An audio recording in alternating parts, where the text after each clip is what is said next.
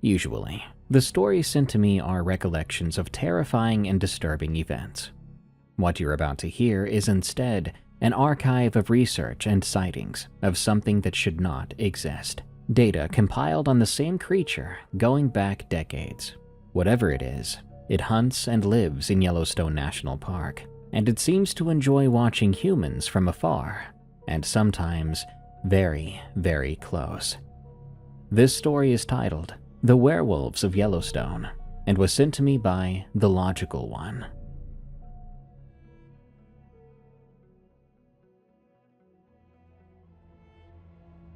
My name is Mac, and yes, unfortunately, that is short for Mackenzie. I'm 61 years old. I spent 32 years with the U.S. Fish and Wildlife Service, the last 14 in the greater Yellowstone ecosystem. I retired in 2019 with a GS-12 pension, a bad left knee, and a filing cabinet in my garage that my wife thinks contains old elk survey data. It does not, in fact, contain old elk survey data. What follows is a compilation of testimony, field notes, and personal observations spanning 20 years, from 2004 through 2024, concerning what I have referred to in my own documentation as an unclassified, large bipedal canid observed in and around Yellowstone National Park. I typed that phrase for the first time in 2006 on an FWS form 3-202B, the Wildlife Incident Supplement, and I remember staring at it on the screen for a while before I hit print. I use that language because it gives me something to hold on to. It sounds like science. It sounds like something with a place in a taxonomy, something that could be described, classified, and filed. Without that language, I'd have to use the word that my witnesses keep using, and I'm not ready to put that word on the first page. You'll hear it soon enough. Allow me to be forward with you about what I am and what I'm not. I have a master's degree in wildlife biology from Montana State. I've published 9 peer-reviewed papers regarding certain migration corridors in the GYE. I've sat in congressional subcommittee hearings as a technical advisor on gray wolf reintroduction. All of that to say that I'm not a cryptozoologist. I don't attend those conferences like Paracon or Cryptid Fest or whatever.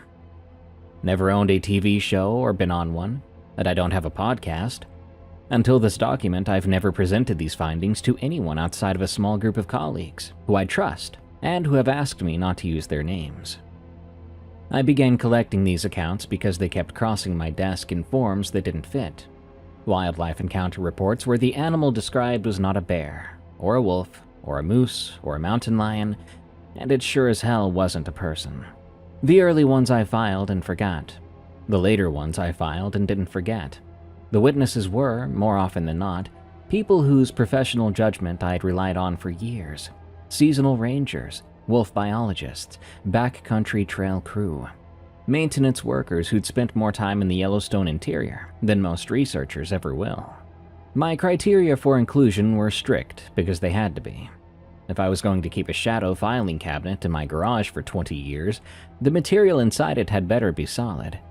The witness had to be sober, they had to have filed an official report, or agreed to a recorded interview on my Olympus WS-853, which I bought in 2009 and still use. The account had to include specific physical details inconsistent with known North American megafauna. I excluded anything that sounded borrowed from Bigfoot mythology, anything I suspected was invented for attention, and any accounts from Native American spiritual or ceremonial contexts. This last exclusion deserves a word of explanation, because several people I spoke with from the Shoshone and Crow nations made it clear to me that what they know about these things operates on a level I'm not qualified to address. Their knowledge is older than mine and governed by different rules. I'm a biologist. I measure tracks and interview witnesses. That's my lane, and I've tried to stay in it. Overall, 41 accounts met my criteria. I will present a representative selection here, followed by my own experience, which occurred on September 14, 2022, in the Pelican Valley region of Yellowstone's backcountry, after which I had trouble sleeping for many months. I want to add one more thing before we begin. I know how these reports can sound. After all, I've sat across a table from a woman with a PhD in wildlife ecology who told me she watched a wolf stand up and run on two legs alongside her car at 45 miles per hour. I know what that sounds like coming from someone's mouth, but I also know what her face looked like when she said it. She gripped her coffee mug with both hands the entire time, and her voice was careful and flat.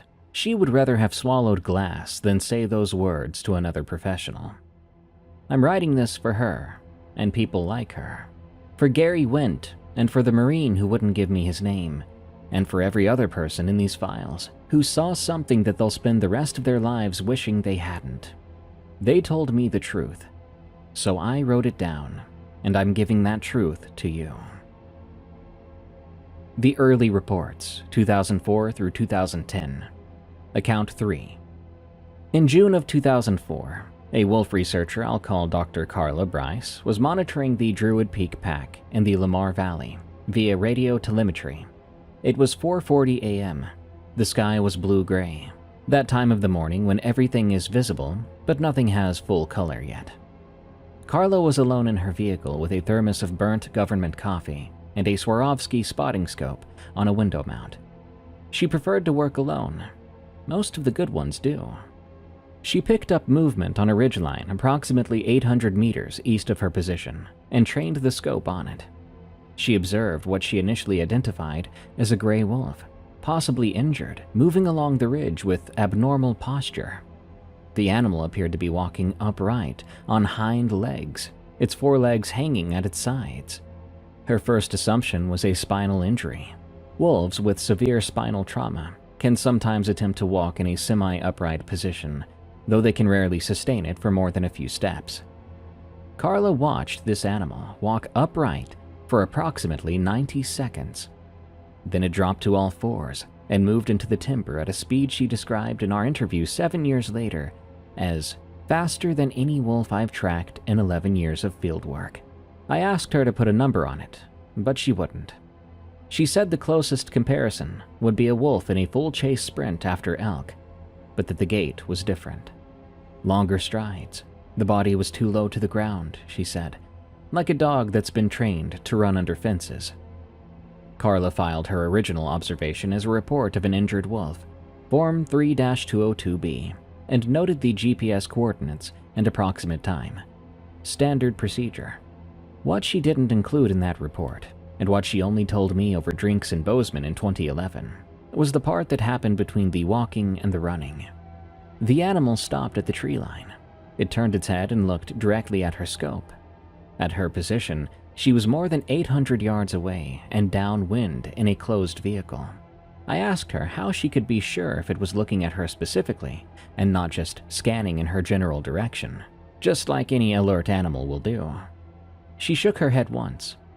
I could feel it, she said. It knew exactly where I was. It looked at me, like someone recognizing me in a parking lot.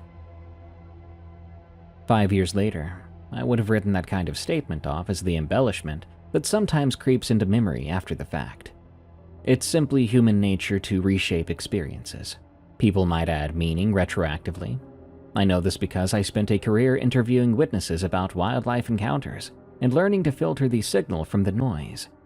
But by 2011, I had 14 accounts in my filing cabinet, and the noise was starting to sound a lot like a signal. Account 9. In August of 2007, I drove out to a backcountry campsite near Shoshone Lake with 2 trail crew members who had reported an unusual wildlife encounter 3 days prior. I won't use their names because neither gave me permission, so I'll call them what I called them in my notes. The Marine and his partner. They had camped at an authorized backcountry site, and something had circled their camp for approximately 3 hours between 1 and 4 a.m. The Marine was clear about the footfalls. 2-legged. He said he grew up hunting whitetail in Wisconsin and had heard every kind of animal walk through the woods at night. This was a biped. Big footsteps and sustained circles around the campsite at a distance of maybe 40 or 50 feet, looping around and around for 3 hours in a pattern that never varied. I asked him about bears. Bears will investigate a campsite, but their movement is investigatory. They'll approach, sniff, rummage, and leave. They don't walk in circles, though. He knew this. He told me he'd worked bear closures in Glacier before transferring to Yellowstone, and he said, very quietly, with his hands folded on the picnic table in front of him, steady and careful, "Mac, that wasn't a bear."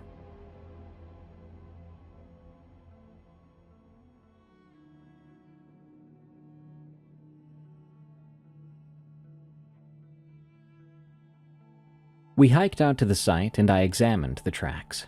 The soil was soft enough to hold good impressions.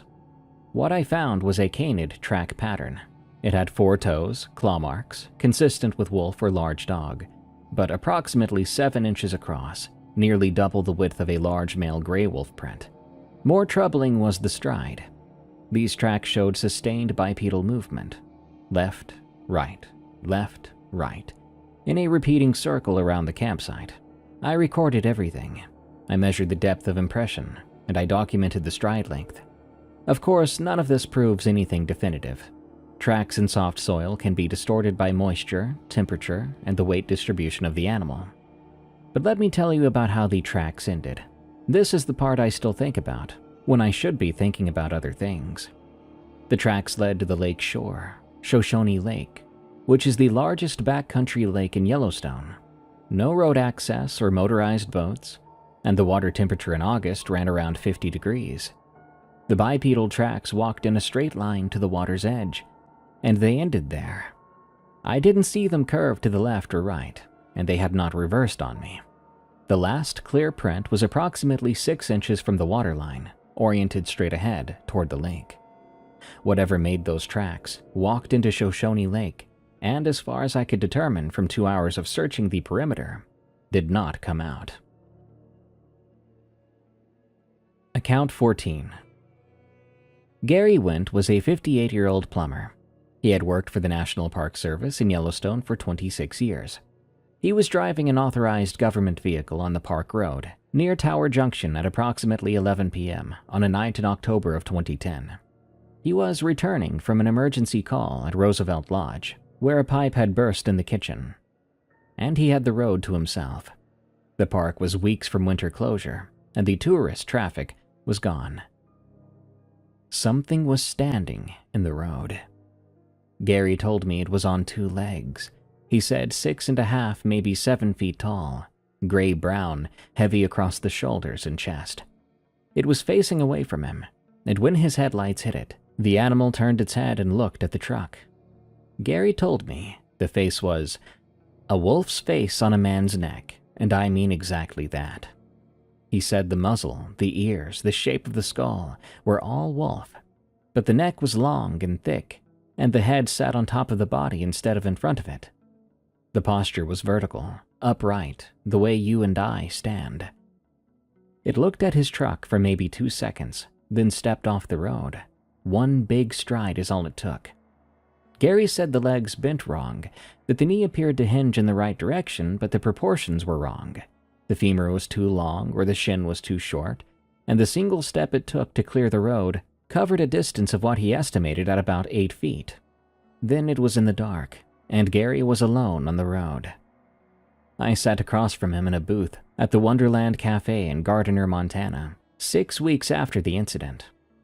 He had ordered the rancher's breakfast, 3 eggs, bacon, hash browns, and toast, and I watched him touch none of it. His fork stayed on the napkin. He told me what he saw and his voice stayed level the whole time, but I noticed a quality to it, which I'd heard from other witnesses and would hear again many times over the years: precision.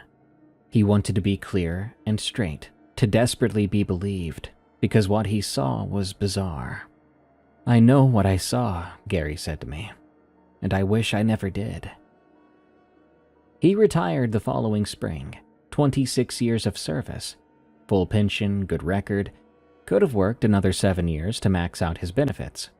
When I asked why he was leaving, he looked out the window toward the park. The north entrance arch was visible at the end of the street, that big stone arch with the Roosevelt quote, and beyond it the road winding south into Gardiner Canyon, into the country where Gary had crawled under frozen pipes for more than half his adult life. "I can't do these night calls anymore," he said. "I just can't." I get it. But I didn't say that, because at that point I was still pretending I was just collecting data. Just a biologist with an unusual side interest. A man with his filing cabinet. But I got it. And when I got in my truck that afternoon to drive home, I locked my doors before I started the engine, which was something I never consciously did before. Not in 30 years of driving government vehicles through grizzly country. I wanted to tell myself it was an accident of my hand, or a reflex. Nothing to get upset over. I told myself that all the way home. By 2012, I had 20 accounts in my files. I started doing something I probably should have done earlier. I read them all back to back in chronological order in a single sitting. I spread the transcripts and data across my kitchen table, and I read for 3 hours. When I was done, I sat there for a while longer, because the accounts were telling me something I hadn't wanted to hear. They were wildly, unreasonably consistent. 20 people spanning 8 years, most of whom had never met each other, were describing the same animal. If these were fabrications or misidentifications, you would expect noise and variation, drift that happens when people are confusing bears with shadows. Instead, I had 20 accounts that read like 20 observations of a single species. And that was the afternoon I stopped pretending it was just a hobby. Let me tell you what the reports describe, taken as a body of evidence. I'll try to stay in the clinical register here, because this is the section that needs it most. The moment I let myself editorialize about this material is the moment it stops being useful. Witnesses consistently describe an animal between 6 and 8 feet tall when standing upright. When on all fours, the body is comparable to a very large gray wolf, but with proportions that every single witness characterizes in one way or another as simply wrong. They'll describe the torso as long or the limbs as heavy, the head being too large.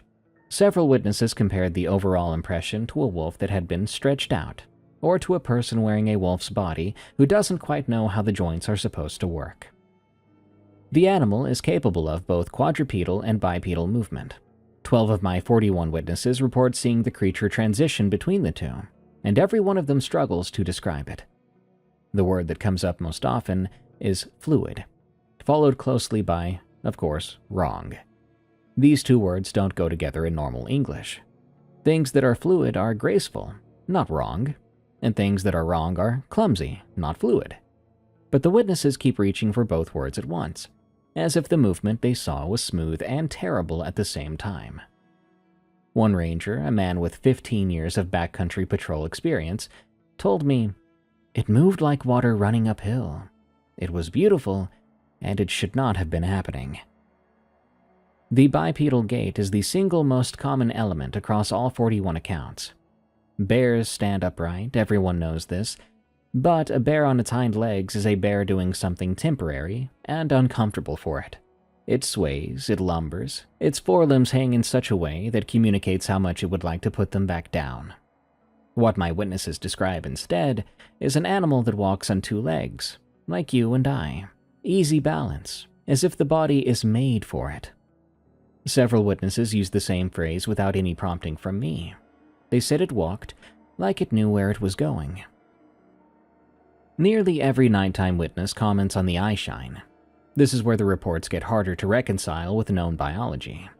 Canid eye shine is typically green-gold. Bear eye shine tends toward amber or reddish. What my witnesses describe is a flat, pale reflectivity in a color that nobody can pin down. White is the most common descriptor. Silver is a close second. One witness said, like headlights bouncing off a mirror. Another said, like looking at the moon in a puddle. A backcountry ranger who had spent 6 years doing nighttime wolf telemetry told me the eye shine was the color of nothing, which I wrote down and have never known what to do with. I should tell you that I've spent my career looking into the eyes of large animals. I've actually been charged by grizzlies twice. On another occasion, I was treed by a cow moose protecting a calf near Slough Creek in 2003. I once held eye contact with a mountain lion for what felt like an hour, but honestly it was probably 40 seconds. That happened on a trail above Hell-Roaring Creek, close enough I could see the dust on its whiskers. None of these experiences prepared me for what I saw in Pelican Valley in September 2022. And when I get to that part of this account, I'll try to explain why. But I'm not there yet, and I find myself grateful that I don't have to recount it so soon.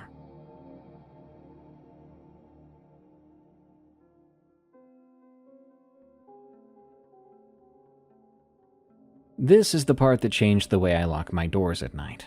In none of my 41 reports did the creature make aggressive physical contact with the witness. It has not, as far as I know, attacked anyone.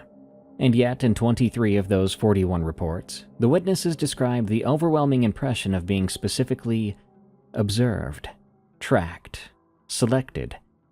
They used different language for it, but the feeling was the same.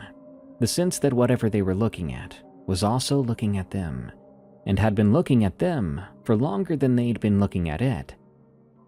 I called this directed attention behavior in my notes. I had to have a name for it, and naming something is how a scientist creates the illusion of understanding, and it has the extra effect of making it feel smaller. It doesn't actually make things smaller, it just makes it less scary. What my witnesses described is an animal that watches specific humans with what I can only call intention, and the word intention implies cognition, and cognition at this level implies an intelligence I'm not comfortable assigning to something with a 7-inch canid paw print. But the alternative is that 23 people, independently across 18 years, all invented the same feeling, and I find that harder to believe.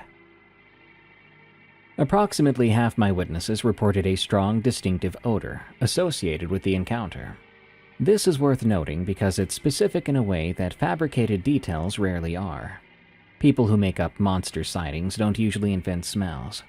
The odor was described most commonly as copper and rot. Imagine a metallic, organic reek. Several of the witnesses compared it to old blood. One trail worker said it smelled like a freezer that lost power for a week, and another said it reminded him of the rendering plant outside his hometown in Nebraska, where animal carcasses were processed into industrial grease. I include these details because they're ugly and specific, and those things are the fingerprint of truth. I should confess something here. In 2006, 2 years into this project, I was hiking alone on a trail in Hayden Valley. Late afternoon, September, overcast. I caught a smell that stopped me in the trail. Copper and wet rot. It was very close and strong. My immediate assumption was an elk carcass. I stood in the trail and looked into the timber on both sides, and I thought about going in to find the source. I mean, documenting predator kills was part of my job. But I didn't go in. I told myself the light was fading, and I was alone out here. The smartest move would be to come back with a partner. All of that was true, but I can tell you now that the real reason was simpler. That smell scared the hell out of me. I've smelled hundreds of dead animals in my career, from day-old fawn kills to month-old bison carcasses bloating in July heat. This was completely different. The smell was like something alive, and yet it smelled like death. And that distinction made every hair on my forearms stand up. I turned around then and walked back briskly to the trailhead, and by briskly I really mean barely south of running. I told myself it was a carcass, and I wanted to believe that for over a decade. The majority of encounters in my files were silent, which is in itself remarkable. An animal of this size moving through forest would produce quite a bit of noise. Many witnesses, though, said the silence of the encounter was the most disturbing element. In 3 accounts, witnesses reported a vocalization. One called it a hum like a transformer on a telephone pole, but coming from a throat. Another said it was a low sound, almost below hearing, that I felt more in my chest than my ears, quote-unquote. The third, a seasonal ranger with a background in music, described it as a sustained tone, maybe G or A flat, below middle C, completely steady, lasting approximately 15 to 20 seconds. I've listened to every canid and ursid vocalization archived by the Cornell Lab of Ornithology. Nothing matches. 35 of my 41 sightings occurred between 10 p.m. and 4 a.m. The remaining 6 took place during heavy overcast or in deep timber shade during daylight hours. Draw your own conclusions about what that means. I've drawn mine. Geographically, these sightings concentrate in 4 areas: Pelican Valley, Lamar Valley, Hayden Valley, and the Thoroughfare region in the park's southeast corner. These are the areas of highest wolfpack density in Yellowstone. They're also the areas most remote from roads and human development. The Thoroughfare, in particular, is often cited as the most remote point in the contiguous United States, more than 30 miles from the nearest road in any direction. If you wanted to conceal a population of large, intelligent animals in the lower 48, you would be hard-pressed to find better real estate. The park contains 2.2 million acres. Visitors, even in peak summer, confine themselves to approximately 1% of that acreage. What lives in the other 99% is, to a degree that would surprise most people, genuinely unknown. By 2011, I'd been doing this long enough to notice a change. The early accounts I collected had an almost accidental quality. People stumbled across something unexpected, reported it, and moved on. The encounters were brief. The witnesses were shaken but functional. Starting around 2011, the accounts began to shift. The encounters lasted longer. The creature's behavior appeared more deliberate, and the witnesses were harder to put back together afterward. I don't know if the creatures themselves were changing, or if I'd simply gotten better at finding the people who had the worst stories. I suspect both. Account 22. In July of 2013, a wildlife photographer I'll call Ben was on a multiple-day solo trip in Pelican Valley. He was an experienced backcountry traveler, mid-40s, and he'd been photographing Yellowstone grizzlies for a decade and a half. He knew how to hang food and manage bear encounters. This man knew how to control his heartbeat, even when something with claws was investigating his camp. He had done it before. He considered himself difficult to rattle. He awoke at 2 a.m. to the sound of something sniffing his tent. That in itself was unremarkable. Bears investigate tents. You lie still and you keep quiet, and they eventually lose interest. Ben knew the protocol, but the sniffing was different here. It was moving slowly and precisely along the seam where the rainfly met the tent body, tracking from the foot end toward the head end. It paused at his feet, and he could hear a deep, slow intake of breath through the nylon. Then it moved along his left side, up past his hip, past his ribs, and it stopped at his face. He was lying on his back. Whatever was outside the tent was inches from him, separated by the rainfly and the inner mesh. He could hear it breathing. He told me that the breathing was the thing that made him understand it was not a bear. It was too slow. A large animal, even at rest, breathes at a rate determined by its metabolic demand, and something the size of a grizzly takes a breath every 3 to 5 seconds. The breathing outside his tent came once every 15 to 20 seconds. Very long and slow inhalations, followed by long, slow exhalations, with pauses between each cycle that lasted longer than the breaths themselves. He said it sounded like something that didn't need much air. It stayed at his face for what he estimated to be 2 minutes. He could feel warmth through the fabric, he said, the body heat of something very large, very close. Then it moved on, continuing along the tent to the head end, and he heard footsteps walking away, 2-legged footsteps. He didn't leave his tent until sunrise. In the morning, he found claw marks on a lodgepole pine, approximately 6 feet from where his head had been. 5 evenly spaced gouges in the bark, at a height of approximately 8 feet above the ground. The gouges were deep enough that the white wood underneath the bark was exposed, and they were spaced in a pattern that I drove out to examine the following week. I brought a tape measure and a camera, and I spent an hour at that tree. I pressed my hand against the bark beside the marks. I have large hands. I wear an XL glove. The spread of the gouges was wider than my hand by at least 2 inches, and the pattern was consistent with 5 digits gripping and dragging downward, sort of how a person might run their fingernails down a surface. Once again, a comparison to people. But a person who left marks that deep in lodgepole bark would need claws at least 1.5 inches long and a grip strength that I do not think exists in human physiology. Ben packed up his camp that morning and hiked out. He canceled the remaining 4 days of his trip. I interviewed him 2 weeks later at a coffee shop in Jackson. He was calm and organized, and he answered every question I had. The only sign that anything was wrong was that he kept glancing at the window behind me, the one that faced the parking lot, where there was a tree line beyond it. Every time he glanced, I saw his jaw tighten up for just a moment before he would continue speaking. He told me he had not been back to Pelican Valley. When I asked if he planned to return, he picked up his coffee and put it down without drinking and said, "I've got plenty of other places to shoot."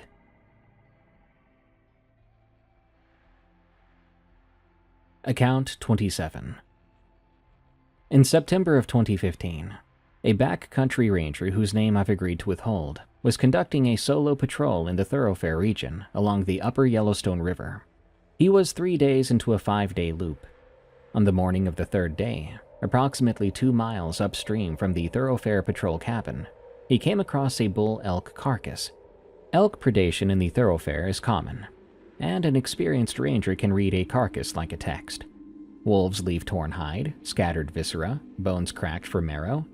Grizzlies are tidier but still rough. What this ranger found fit neither pattern. The elk had been opened from the abdomen. The hide had been peeled back on both sides and folded. That was his word, like someone field dressing a deer. The organs had been removed completely. The body cavity was clean, with remarkably little blood on the surrounding ground. The ranger told me it looked like a surgical procedure performed in the field.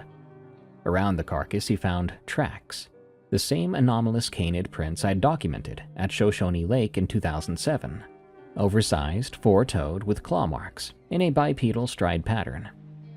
Whatever had dressed this elk had done so while walking on 2 legs. But the detail that has stayed with me the longest, the one I think about in that particular silence at 3 a.m. when my wife is asleep and the house settles and creaks, is the antlers. The bull's antlers had been removed. They had been cut from the pedicles, the bony base on the skull where the antlers attach. The ranger, who had multiple decades of field experience, had examined hundreds of elk skulls, told me the cut surfaces were smoother than anything teeth or claws could produce. He said they looked like they'd been cut with a tool. I asked what kind of tool could produce that result. He said he didn't know. I asked the same question of 2 veterinary forensic specialists at Montana State, presenting the photographs without context, telling them only that I was investigating an unusual elk mortality. Both said the cuts on the pedicles were consistent with a sharp, rigid implement. One of them asked if someone had used a bone saw. I want you to sit with that for a moment. A large bipedal canid that uses tools. I considered and rejected the possibility of a human poacher, because the tracks were canid, and because the area was days from the nearest road. Besides, no human has any reason to take the organs of a bull elk while leaving hundreds of pounds of edible meat untouched. I considered the possibility that the tracks and the carcass were unrelated. I still consider that possibility. It helps me sleep. Account 31. In November of 2017, a retired couple I'll call David and Margaret were driving out of the park at dusk along the road between Canyon Village and Norris Junction. Both were retired professors, geology and biology respectively, from a Midwest university that I will not name. They had been visiting the park for 30 years, and they knew the wildlife. Margaret was watching the meadows through Nikon 10x42 binoculars, when, at approximately 5:15 p.m., she picked up movement to their right. A large animal running parallel to the road, maybe 200 yards out. She identified it as a wolf, unusually large, moving at a full sprint. David was doing 45 miles per hour, but the animal was keeping pace. Margaret watched through binoculars for approximately 30 seconds, and then the animal changed. She said the front of the body lifted, the hind legs adjusted, the stride pattern shifted from a 4-beat gallop to a 2-beat run in a single fluid motion, and the creature continued along the meadow on 2 legs at the same speed. 45 miles per hour, on 2 legs. She told me the proportions during the transition were all wrong. The torso was elongated, or seemed to be. The forelimbs, which had been hitting the ground as forelegs, drew up against the chest and then hung at the sides. The head rotated from a forward-facing position to an upright one. She said the whole thing took maybe 3 seconds, and it was too fluid. And as you remember, that phrase or word usage was common among these witnesses. It's become something I dread. The more I heard it, the more I understood that fluid was frequently used to describe something that violates someone's understanding of things. The creature ran on 2 legs for another few hundred yards, still parallel to the road, and then veered into the trees. It was gone. David, who was driving, saw an animal moving into the timber. He did not see a transition. He glanced over at Margaret, and she was sitting very still with the binoculars in her lap. She didn't say anything. She didn't speak a word for the remainder of their 2-hour drive to Bozeman. Margaret told me this was the first time in their 40-year marriage that she had withheld something from her husband. She still had not told him what she saw. She said, "I know what tin you're supposed to protect, but not this." I thanked her and drove home. I pulled over twice on I-90 because my hands wouldn't stay steady on the wheel. I sat in a rest area near Livingston for 20 minutes with the engine idling and with the doors definitely locked. I was trying to reconcile what a credible PhD-holding field biologist had just told me with the world as I understood it.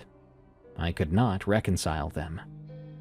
By 2019, the year I retired from Fish and Wildlife, I had 34 accounts in my files, and I was sleeping badly. I'd started checking the deadbolt before bed, standing at the front door and turning the bolt, feeling its seat, something I had never imagined would be my routine. Some nights I would get up an hour later and check it again. My wife noticed, but didn't ask. I was still telling myself it was all academic. I was a collector of other people's encounters, stories, that the filing cabinet in my garage was a research project. I held on to that thought, like it was a handrail when the stairs were too slick and the light was too bad. As long as I was just the researcher, just the man with the tape recorder and the spreadsheet, I was safe from whatever was in those files. I was safe until September of 2022, because then I wasn't. What I think they are, and what I don't. The question I get from every person I've ever trusted enough to share this material with is the same. What are they? I'll tell you what I've ruled out first. The process of elimination is at least a road I know how to walk. They're not bears standing on hind legs. Bears don't walk bipedally for sustained distances, and they don't run at 45 miles per hour on 2 legs, and they certainly don't leave canid tracks.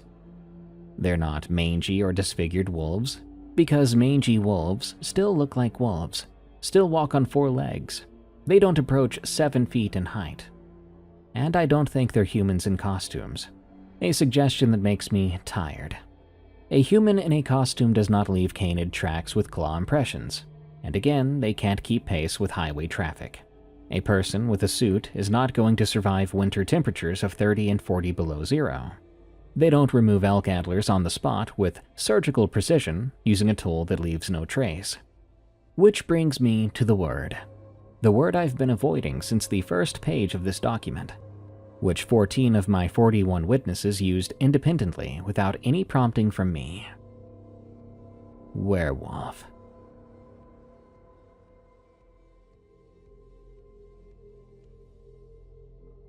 "14 professionals, spanning nearly 2 decades, reached for the same piece of folklore to describe what they saw. I find that fact uncomfortable, and I find it telling in equal measure. There is a history here, one that goes back further than my filing cabinet. The Shoshone, the Crow, and the Blackfoot all carry oral traditions that include beings described as both wolf and person. I mention this with the same caveat I offered earlier. These are spiritual and cultural concepts embedded in knowledge systems that predate European contact by thousands of years. They're not mine to interpret. I note them only because they exist and because they describe something that my witnesses, with their spotting scopes and GPS units and government-issued radios, also describe. The European record is thinner, but it's there. French-Canadian fur trappers working the northern Rockies in the 1820s and 1830s left journal entries that reference loup-garou in the mountains. Most of these are fragmentary and vague, easily dismissed as the superstitions of men living in isolation under extraordinary hardship. But one entry has always stayed with me. An 1836 letter from a fur trader operating out of Fort Hall, in what is now southeastern Idaho, to a business partner in St. Louis, contains the following passage. "I have this fortnight past been troubled by a wolf that walked as a man, and looked upon me with knowing. It comes by night and stands at the edge of the firelight, and I have discharged my rifle at it twice, without apparent effect. I do not think it is a wolf." Now, I am a man who does not believe in the supernatural. I believe in species that have not yet been documented, and I believe the history of zoology is a long series of experts declaring things impossible right up until someone proves they exist. The mountain gorilla was a campfire story until 1902. The okapi was a myth until 1901. But I have to be honest with you. Those were animals that fit comfortably into known biological categories once they were discovered. What I'm describing does not have a fit. An animal that transitions between quadrupedal and bipedal locomotion, that appears to use tools, and demonstrates awareness of human observation technology, that watches specific humans with specific intent, that smells like copper and old death, and that can disappear behind a single tree in open forest. This is something else. I spend a lot of time in the early, dark morning hours thinking about this. Sometimes I almost convince myself it's all misidentification. Animals seen from bad angles and bad light by tired people running on adrenaline and coffee. I can nearly build a world where that's true. But then I think about those claw marks, 8 feet up a lodgepole, spread wider than my hand. And I think about the elk antlers cut with a tool. And about Carla, watching something look at her from 800 yards away, as if it recognized her. Then there's Pelican Valley. I wonder about what walked beside me through the burned timber on September 14th, 2022. And the doubt breaks apart, like ice on a river in spring. And I'm left with what I know. Let me tell you about Pelican Valley now. September 14th, 2022. That summer, I placed an unauthorized trail camera on a lodgepole pine near a thermal feature in Pelican Valley, approximately 2 miles from a site where 2 previous sightings had occurred. The camera was a Reconix Hyperfire 2 motion-activated infrared flash, bolted to the tree with a steel mounting strap. It was a long shot, and I knew it was a long shot. But I'd been collecting other people's accounts for 18 years by then, and I'd run out of better ideas. I wanted my own evidence. I wanted something on a memory card that I could hold in my hand. I went in alone on the morning of September 14th to retrieve it. Pelican Valley is a bear management area with restricted access, and solo travel is discouraged. But bringing a partner would have meant explaining the camera, and explaining the camera would have meant explaining everything behind it. 20 years of secrecy is a kind of momentum. It carries you into decisions that look foolish from every angle, but you make them anyway. Otherwise, it means stopping, which means looking at what you've become. I parked at the Pelican Valley trailhead at 5:30 a.m., and I reached the camera site by 8 a.m. But the camera was gone from the tree. The steel mounting strap was still buckled around the trunk, cinched tight, exactly as I'd left it. The camera had been removed from inside the strap and placed on the ground approximately 3 feet from the base of the tree, face down in the dirt. The casing was intact. There were no tooth marks or claw marks, and I didn't see any sign of an impact. The SD card slot was open, and the SD card was missing. I sat on a fallen log and looked at the camera. The battery was still charged. The housing was undamaged. The only thing missing was that card, the only component that contained data. I listened to the hiss of thermal features and smelled the sulfur and felt the warmth of the ground through my boots. I knew something had found my camera and understood what it was, and they'd taken the only piece of it that held information. I put the camera in my pack, and I started the hike out. The first 2 miles were unremarkable, just open meadow and willow flats with good visibility. Then the trail enters a corridor of burned lodgepole pine, a remnant of the 1988 fires. The dead trunks stand close together, gray and branchless, like fence posts, stretching in every direction. The sight lines are long, hundreds of yards, because there's nothing green to block the view. You can see everything. That's what I told myself as I entered the burned timber. At approximately mile 3 of the return, I became aware of a sound to my left and slightly behind me. Footsteps, 2-legged footsteps, matching my pace. I stopped walking. The footsteps stopped too, but they took one additional step after I halted. An echo stops simultaneously. An animal reacting to your stop would show a delay of a half-second or more, the lag between stimulus and response. This extra step was something else. It was almost synchronized, off by a fraction of a beat, as if the thing walking beside me was making a decision to stop, and that decision arrived 1 footfall too late. I started to walk again. The footsteps resumed. I walked faster. They adjusted. I slowed down, and they adjusted again, always with that fractional delay, that tiny gap between my change and its response, like a mirror image running a half-second behind. I would hear the footfalls clearly in the silence of the burned timber. They were heavy. They were bipedal.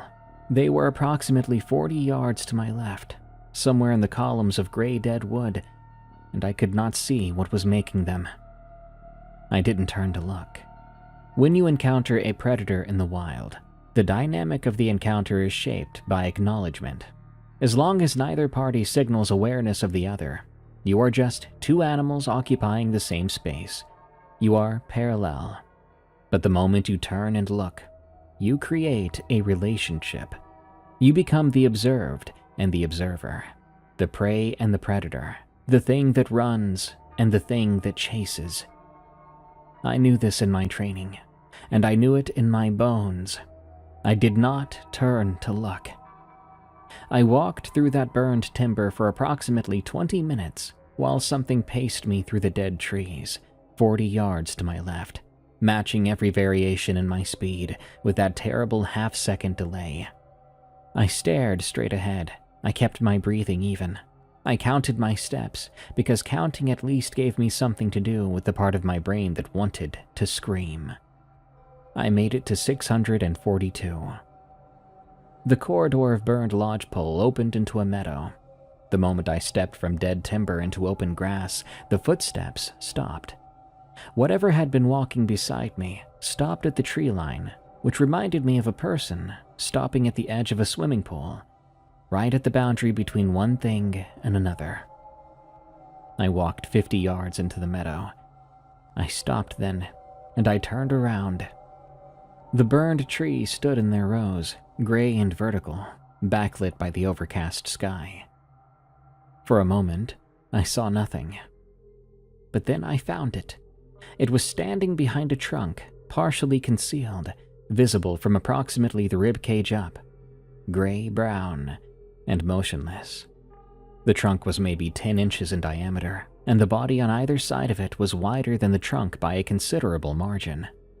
But it stood there behind that tree, like a child hiding behind a telephone pole, as if the act of placing something between us was the point at all, as if concealment was a gesture, not the tactic.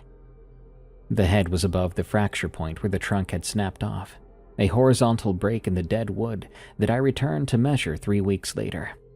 The break was at 8 feet and 2 inches. The top of the skull cleared it. I could not make out features at that distance. What I could see was the color, gray-brown like dead wood and winter grass, and the shape, which was broader in the shoulders than anything I've seen in 40 years of fieldwork. And the eyes. I told you earlier that I've looked into the eyes of grizzlies and mountain lions, but I was not prepared for this. The eyes of a predator contain something recognizable. They contain animal intelligence, that calculating awareness of a creature deciding whether you are food, a threat, or simply irrelevant. What looked at me from behind that tree was not the same kind of thing. The eyes caught the daylight and reflected it back in a flat, pale wash, the color of dirty ice, and behind that reflection there was something I could not read at all. I do not mean it was hostile or curious. I mean I could not tell what it was, and the impossibility of reading those eyes was the worst thing I'd ever felt. I looked at it, and it looked at me. I would like to say this lasted 2 minutes. It would make the encounter more credible, but I simply don't know. Time does strange things when you're standing in an open meadow while something that should not exist studies you from behind a dead tree. It stepped to its right, behind the trunk, and it was gone. Again, these were branchless lodgepole pines with clear sightlines for hundreds of yards. There was nowhere to go behind the tree that I should not have been able to see. It stepped behind 10 inches of dead wood, and it was gone somehow, like the tree was a door, and it had stepped through it into somewhere else. I walked the remaining 4 miles to the trailhead as fast as I could, checking behind me every 30 seconds. I made it to my truck and locked the doors. I drove home, went inside, and kissed my wife hard. I returned to the site 3 weeks later with a colleague who agreed to come out without asking too many questions. We found nothing. The weather had turned and the first hard frost had baked the soil. My SD card was never found. I have 7 new reports since September 2022. The witnesses continue to be credible, reluctant, and frightened, and I continue to record their accounts on the same Olympus recorder I bought in 2009. I continue to file the transcripts in the cabinet in my garage. My wife and I have always slept with the bedroom window open. Even in January, when the temperature in Gardner drops to 20 below and frost builds on the inside of the glass, we cracked that window 2 inches because we liked the cold air and the sound of the Yellowstone River, which you can hear from our house if the wind is right. We've done this for the entire 30 years we've lived in that house. However, since September 2022, I keep the window closed. My wife saw the look on my face when I shut it the first time, and she knew why without asking. Our house in Gardner sits 5 miles from the north boundary of Yellowstone National Park. I used to think 5 miles was a comfortable distance. Lately, though, I find myself wondering why I ever assumed they would stop at that boundary. I have no evidence that they do. In 20 years of collecting these accounts, in 41 reports from trained observers across 2.2 million acres of wilderness, I found nothing to suggest that whatever lives in that park respects the lines we've drawn on our maps. 5 miles is nothing to something that can keep pace with a car.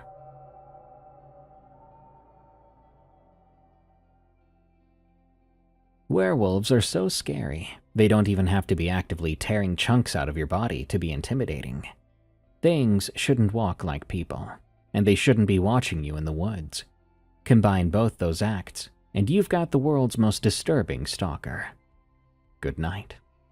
Thank you all so much for tuning in to this episode of Tales from the Break Room.